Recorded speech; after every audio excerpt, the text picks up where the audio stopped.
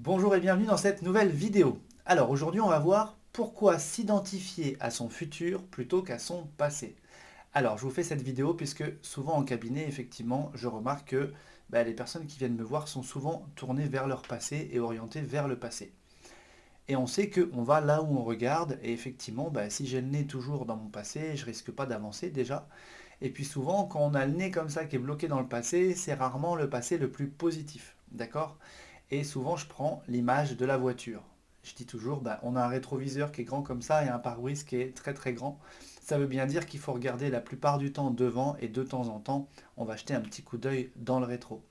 Donc tout ça pourquoi? Pour prendre conscience sur une journée par exemple, combien de fois êtes-vous tourné vers des pensées qui sont liées à votre passé et combien de fois êtes-vous tourné vers des pensées qui sont plutôt vers le futur. Donc dans le futur, il va y avoir quoi? Vos objectifs, vos buts, vos souhaits, ce à quoi vous aspirez, en tout cas, il y a vraiment cette multipotentialité qui est ouverte devant vous et qui n'attend qu'une chose, c'est qu'on y aille et qu'on la rejoigne.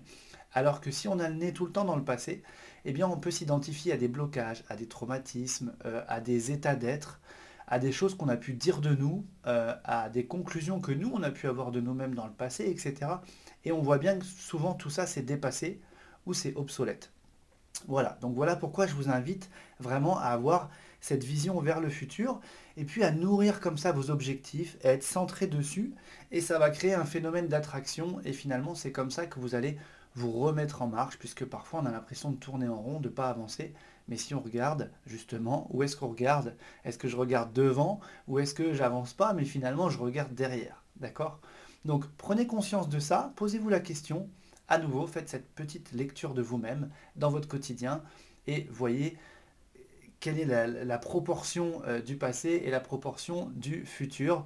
Et je dirais, si vous allez voir dans votre passé, eh bien, allez voir vos ressources, vos potentiels, ce que vous avez réussi, les objectifs atteints. Allez chercher le positif, comme pour prendre du carburant. Et puis ensuite, comme ça, mettez-vous en marche vers votre futur, vers vos souhaits, vos projets, ce que vous avez envie d'accomplir, de réaliser. Et vous allez voir que tout ça, c'est une nouvelle dynamique. Encore une fois, au début, il faut le faire consciemment, il faut le faire vraiment se poser. Et puis à force de le faire, ça devient juste votre nouvelle façon d'être, votre nouvelle façon d'avancer.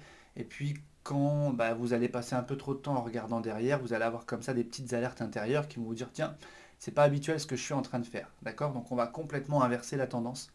Donc voilà encore une fois pourquoi moi je vous partage cette petite clé et vous allez voir qu'en faisant ça, vous allez naturellement être dans la mise en avant, la mise en action et puis ça va se faire tout seul.